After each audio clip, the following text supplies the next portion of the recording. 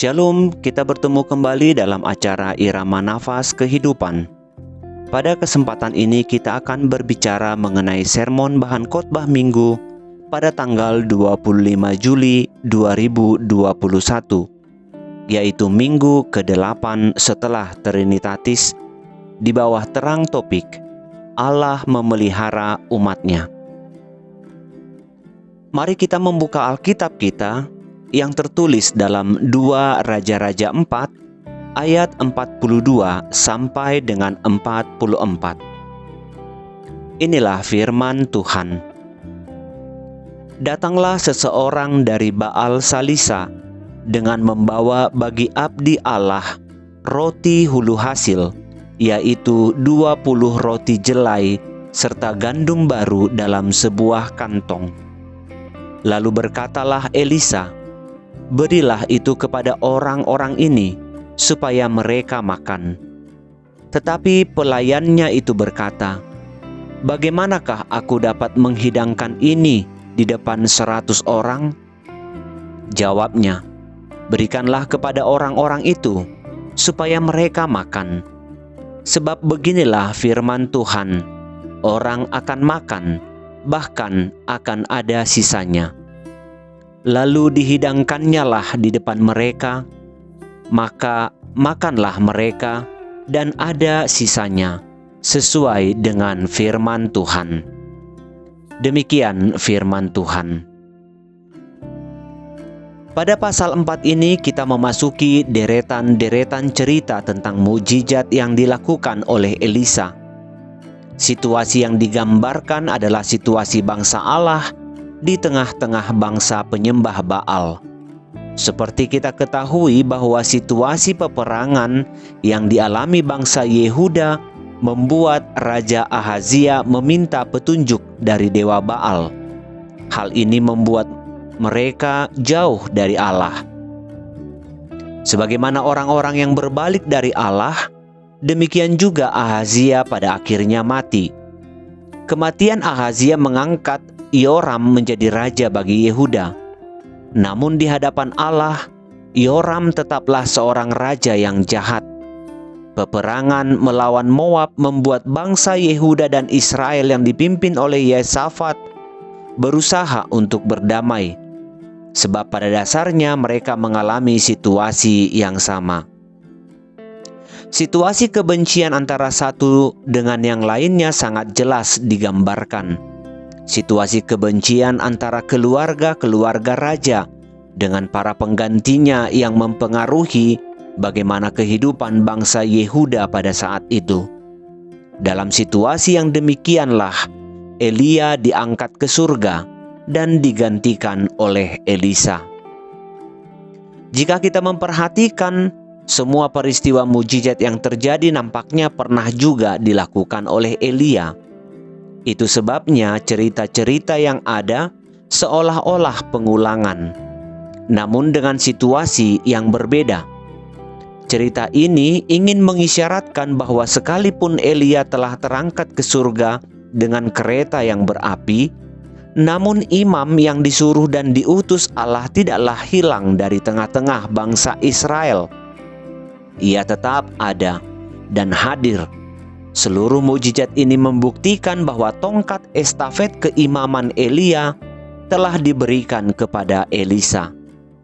Nampaknya ini adalah sebuah gambaran di mana jubah Elia yang diambil oleh Elisa, sebagaimana permintaannya kepada Elia ketika ia mengikutinya sampai ia terangkat dan terpisah dan naik ke surga. Belum pernah ada nabi dengan mukjizat-mukjizat sebanyak Elisa. Musa mengerjakan sangat banyak tanda-tanda, tetapi tidak pernah membangkitkan orang mati. Elisa membangkitkan 2 orang mati.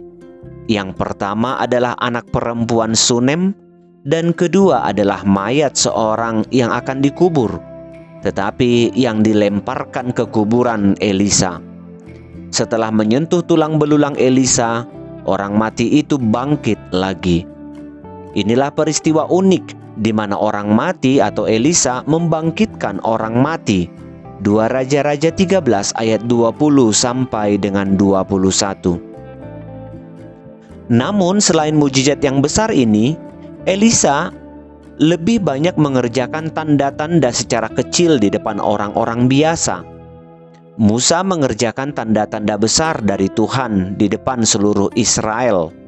Elia mengerjakan tanda-tanda besar dari Tuhan seperti api yang turun dari langit di depan seluruh Israel.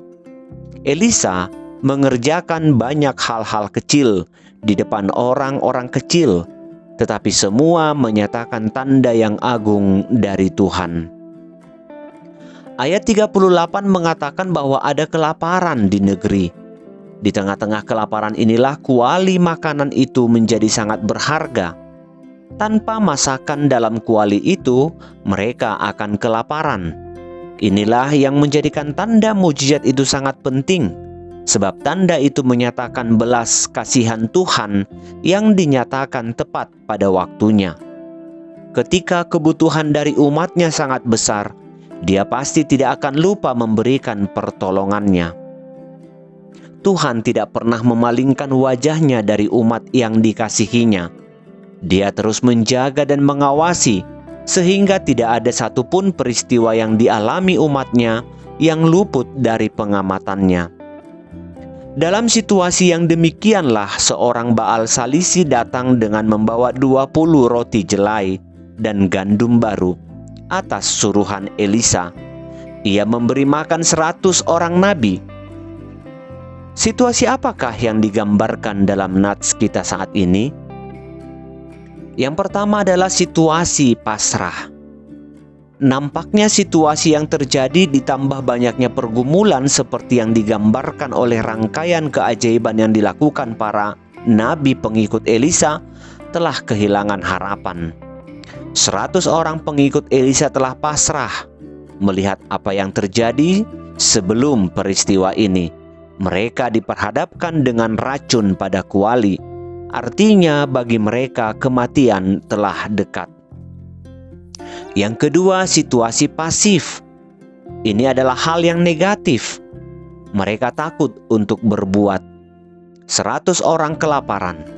Jika mereka keluar dan berbaur kepada lingkungan, mereka dibenci, sebab mereka masih setia kepada Tuhan di tengah-tengah bangsa yang telah berbalik dari Allah kepada dewa Baal. Di tengah-tengah berkat hasil yang melimpah, ada yang memberikan persembahan kepada Elisa. Dia memberikan kepada Elisa 20 roti hasil dari panen gandumnya. Elisa tidak memakan roti itu sendiri, tetapi dia meminta supaya roti itu dihidangkan untuk 100 orang dari golongan nabi.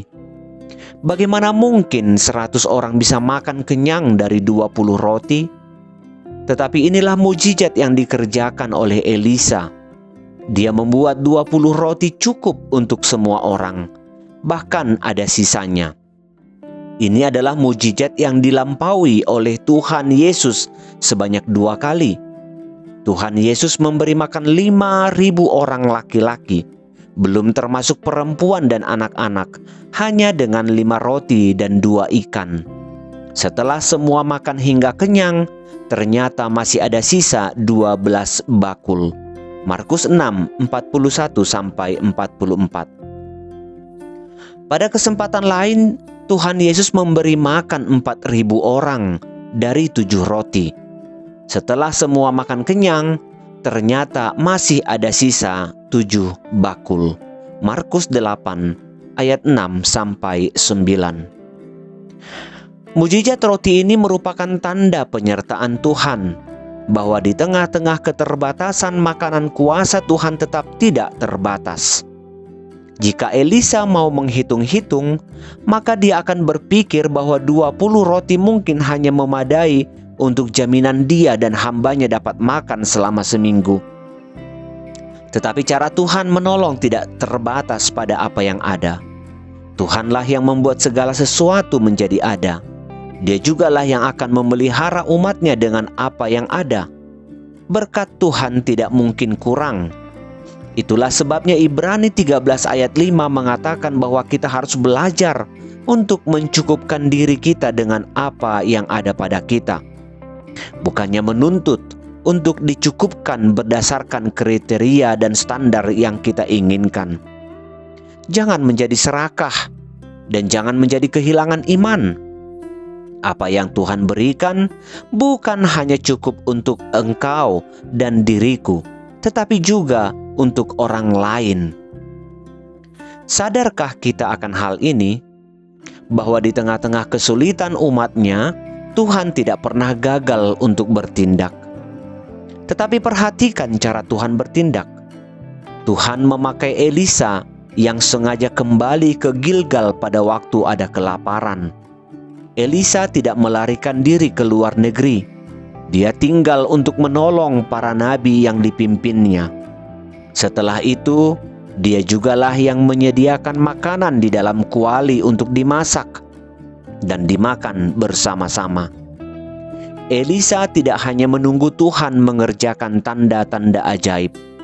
Dia mengerjakan apa yang bisa dia kerjakan berdasarkan belas kasihan yang dimiliki di dalam dirinya.